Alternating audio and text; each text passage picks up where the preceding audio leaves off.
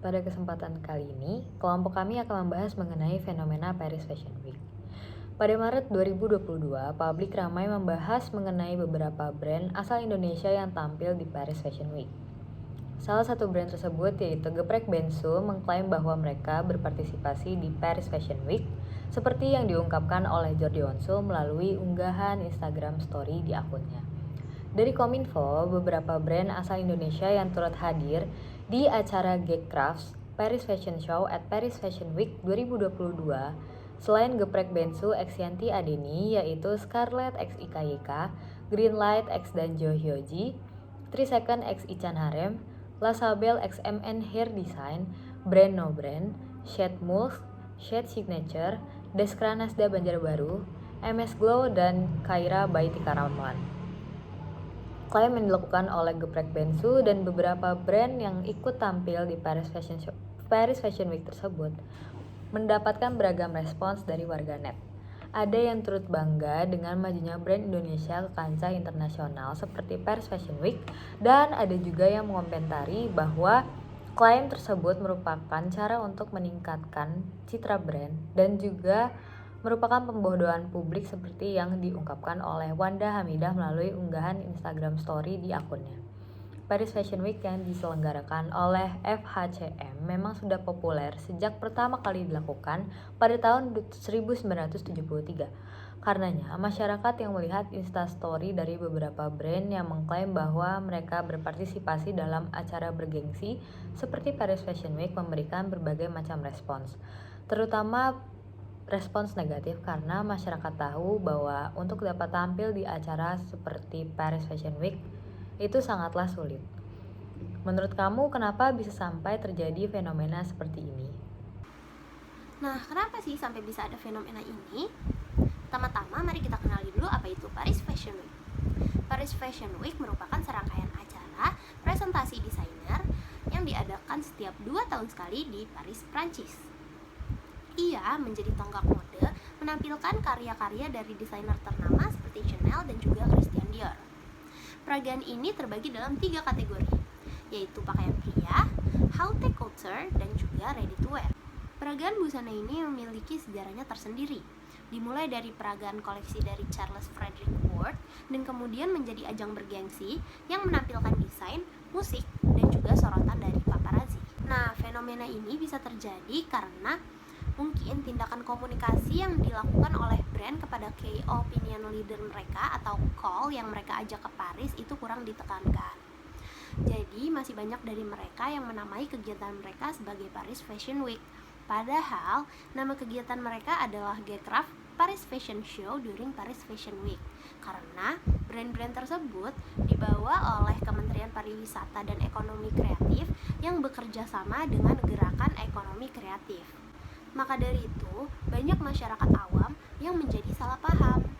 Karena banyaknya informasi simpang siur di media sosial membuat Ketua G-Craft atau Gerakan Ekonomi Kreatif Nasional Indonesia melakukan tindakan klarifikasi. Hal yang melatar belakangi mereka membuat acara ini adalah produk Indonesia yang sangat diminati di Eropa dan banyak produk ekonomi kreatif Indonesia yang menciptakan lebih dari 20 juta lapangan pekerjaan. Hal ini merupakan bagian dari tatanan ekonomi baru pasca pandemi. Dan tahun ini, G-Craft dan juga Kemenparekraf mengajak brand-brand yang menurut mereka kompeten sehingga brand-brand non-desain dapat berkolaborasi dengan desainer agar diberangkatkan ke Paris. Hal yang beredar tidak sepenuhnya salah ketika brand memutuskan untuk menggunakan nama Paris Fashion Week. Dengan catatan, brand tersebut tidak menggunakan logo FHCM Paris Fashion Week event terkait. Dan tentu saja ini selangkah lebih maju untuk memperkenalkan industri fashion Indonesia ke kancah dunia. Begitulah klarifikasi yang dikatakan oleh Ketua G-Craft Indonesia. Upaya beberapa brand yang mengaku hadir di PFW 2022 ini merupakan tindakan ambush marketing. Ambush marketing merupakan strategi pemasaran dengan cara membonceng suatu kegiatan yang besar namanya. Lebih jelasnya, ambush marketing adalah strategi yang menyelipkan pesan komunikasi pemasaran pada acara-acara besar dan bergengsi tanpa seizin penyelenggara resmi dari acara besar tersebut. Nah, pendapat-pendapat kontra mengenai kasus ini menciptakan ruang publik pada media massa. Apa sih ruang publik itu? Ruang publik merupakan ranah di mana orang dapat memberikan pendapat. Nah, dalam proses tindakan komunikatif yang dilakukan brand-brand tersebut akan berlangsung dalam sebuah ruang yang disebut ruang publik. Jadi, orang-orang dapat ikut berpartisipasi dalam lingkungan tersebut, menyampaikan pendapat dan gagasannya masing-masing hingga mencapai sebuah konsensus, dan konsensus tersebut akan menjadi kebenaran yang intersubjektif. Kalau masalah etis tidak etis, ini hanya bisa terungkit apabila publik menyadari bahwa brand tersebut telah melakukan ambush marketing. Namun, tidak menutup kemungkinan adanya miskomunikasi antara kedua pihak, sehingga membuat berbagai brand tersebut seolah-olah telah melakukan ambush marketing. Lalu, apakah fenomena yang dapat dikatakan cukup menggemparkan masyarakat di ruang publik tersebut dengan menggunakan strategi ambush marketing merupakan pengaruh dari adanya ekstasi komunikasi? Menurut pendapat saya, fenomena yang terjadi ini dapat dikatakan sebagai sebuah pengaruh dari adanya ekstasi komunikasi. Sebelum itu, saya akan menjelaskan terkait dengan apa itu ekstasi komunikasi. Ekstasi komunikasi dapat dikatakan sebagai sebuah kondisi di mana masyarakat memiliki keinginan yang besar untuk menyebarkan informasi atau pesan secara cepat dan terus-menerus. Pesan ini akhirnya menimbulkan penilaian bahwa jika informasi yang disampaikan itu cepat, maka sudah pasti merupakan informasi yang benar. Dampak dari ekstasi komunikasi ini dapat berupa kebenaran dari informasi yang telah tersebar, dan pada akhirnya informasi yang benar dan informasi yang hoax atau bohong akan bercampur menjadi satu di media baru, atau mungkin yang bisa kita kenal dengan media sosial, dan menyebabkan kebingungan di masyarakat. Masyarakat yang merasa bingung akan beranggapan bahwa informasi yang mereka terima dan sesuai dengan keinginan mereka merupakan informasi yang benar. Sedangkan informasi yang mereka terima dan tidak sesuai dengan keinginannya akan dianggap sebagai sebuah informasi yang salah.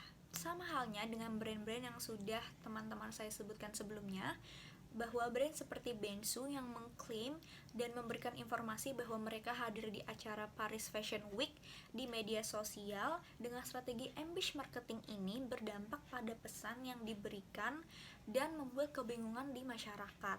Pada akhirnya, masyarakat yang memiliki keinginan untuk mempercayai fenomena tersebut beranggapan bahwa informasi ini merupakan informasi yang benar dan sebaliknya. Lalu, fitur-fitur seperti likes, comment, followers, dan juga views yang hadir di media sosial, terutama media sosial Instagram, menjadi bukti bahwa memang benar terdapat ekstasi komunikasi dari fenomena ini. Karena fitur-fitur inilah yang menjadi tempat bagi masyarakat untuk memproduksi pesan secara terus-menerus dan cepat sesuai dengan keinginannya sebagai bentuk hiburan dan juga kepuasan. Jadi sebenarnya brand lokal yang go internasional melalui ajang Paris Fashion Week ini sebenarnya bener atau bohong? Jadi gini, simpelnya PFW ini kan ajang fashion yang dihadiri oleh desainer dunia seperti Chanel, Dior, Balmain, dan lain-lain.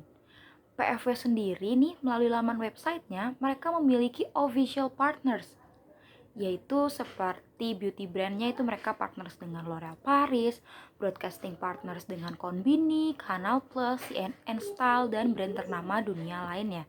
Jadi nggak ada nih kaitannya brand-brand Indonesia menjadi sponsor atau support acara Paris Fashion Week ini. Nah, kemudian brand Indonesia yang masuk PFW ini ada, mungkin lebih tepatnya desainer. Ada 2 orang, yaitu Jewel Rocks dan Sean Sheila. So, PFW ini bukan ajang sembarangan yang bisa diikuti oleh brand F&B dan juga brand kosmetik lokal, apalagi mereka datangnya berbondong-bondong membawa banyak orang, karena untuk mengikuti Paris Fashion Week ini membutuhkan undangan. Jadi brand-brand kita ini kemana? Bohong. Enggak. Mereka nggak bohong. Mereka beneran pergi ke Paris, tapi bukan Paris Fashion Week milik FHCM, melainkan mereka pergi ke event show lain di sekitaran event Paris Fashion Week. Dan brand-brand tersebut pergi dalam tajuk G-Craft Paris Fashion Show during Paris Fashion Week dengan jadwal yang berbarengan dengan PFW 2022. Tujuan G-Craft tak lain untuk mengajak brand-brand non-fashion ini berkolaborasi dengan desainer-desainer agar bisa tampil di sana. Awalnya sih semua brand ambasador beserta brand-brandnya nih giat sekali ya memposting aktivitas mereka di event yang mereka ikuti melalui laman Instagramnya. Postingan tersebut pada akhirnya membuat orang-orang yakin nih bahwa brand lokal nih akhirnya berhasil nih menembus kancah internasional hingga ke PFW. Tapi lama-lama Indonesia nih kan audiensnya cerdas, gak bisa dibohongin. Lantaran tiba-tiba ada postingan baju ayam geprek yang menyadarkan masyarakat Indonesia. Mana ada desainer yang mau buat baju ayam geprek? Mana ada sih F&B yang bisa masuk ke PFW, apalagi F&B-nya ini ayam geprek. So, here's the truth. Beberapa merek seperti Jimenez dan MS Glow meminta maaf karena kebingungan yang terjadi seputar partisipasi mereka dalam Paris Fashion Week. Humans mengaku salah karena menyebut diri bagian dari acara tanpa penjelasan yang cukup, yang mengakibatkan kesalahpahaman di masyarakat. Mereka juga mengaku kurang memberikan informasi yang tepat kepada publik. Sementara MS Glow yang bekerja sama dengan desainer Amerika untuk pertama kalinya juga meminta maaf karena kebingungan yang muncul akibat ketidakjelasan informasi mengenai partisipasi mereka di event tersebut. Mereka juga mengaku kurangnya pemahaman terkait event yang mereka ikuti dan meminta maaf atas kegaduhan yang terjadi. Padahal sebelumnya MS Glow ini menjadi brand yang sangat kuat menyuarakan bahwa iya benar kok kita mengikuti Paris Fashion Week saat timbul kontroversi di masyarakat. Pada akhirnya fenomena ini menyebabkan post-truth. Memang benar sekali mereka pergi ke Paris, tapi argumentasi personal belief yang meyakini mereka sukses membawa brand lokal ke mata dunia yang mereka bawa secara berulang-ulang melalui laman Instagram atau sosial media mereka akhirnya membuat emosional khalayak bangkit. Dan akhirnya khalayak percaya bahwa brand lokal telah go internasional. Setelah ditelisik lebih jauh, ternyata mereka pergi ke event di Paris aja, bukan Paris Fashion Week. Sekali lagi, pernyataan James Goebbels terbukti. If you repeat a lie often enough, people will even come to believe it yourself.